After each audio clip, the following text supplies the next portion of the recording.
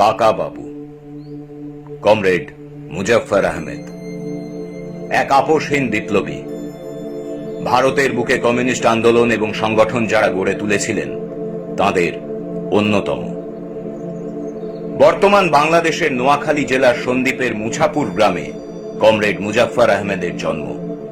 বাংলায় 1296 সালে শ্রাবণ মাসের কোনো এক সোমবার তিনি জন্মগ্রহণ করেন।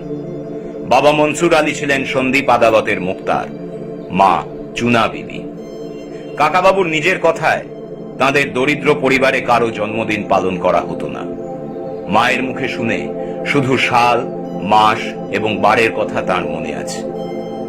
ইংরেজি ক্যালেন্ডার অনুসারে 1889 সালের শ্রাবণ মাসের সোমবারগুলি ছিল 21 এবং 28 জুলাই ও 5 এবং 12 অগস্ট।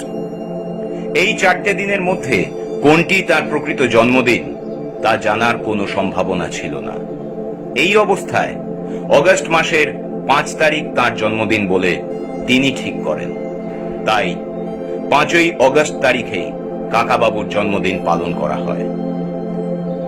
1897 সালে গ্রামের প্রাইমারি স্কুলে তাকে ভর্তি করা হয়। 1899 সালে তাকে ভর্তি করা হয় হরিশপুর মডেল ইংরেজি স্কুলে।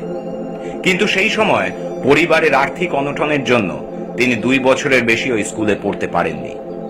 তখন মাদ্রাসায় ভর্তি হয়ে আরবি, ফার্সি এবং ব্যক্তিগত উদ্যোগে বাংলা চর্চা চালিয়ে যান।